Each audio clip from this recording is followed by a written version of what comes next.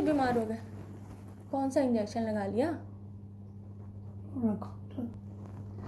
Injection लगा के आपको बीमार कौन कहेगा? नहीं, इंजेक्शन नहीं लगा। क्या हुआ मेरे जानू को?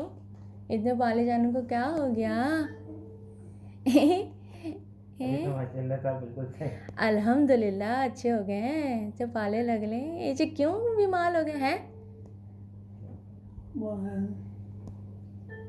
चलो कोई बात नहीं। अभी क्या लगा रहे हैं आप? अभी इनके सैंपल लेना है इनका, क्योंकि ब्लड पतला करने वाली दवा चल रही है जी। तो उसके लिए सैंपल लेना लाजमी है। अच्छा अच्छा।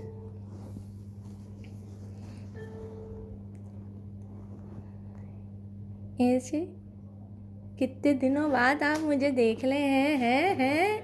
बहुत गंदे बच्चे हो गए आप, है ना? कितने दिनों बाद देख ले। कहाँ गायब हो गए हुए? चालाक आदमी तुम कहाँ हो? मुझे नजर क्यों नहीं आ रहे थे? ओए ओए ओए, मैं मिलने को चली थी। मेरा उमर मुझसे मिल क्यों नहीं रहा?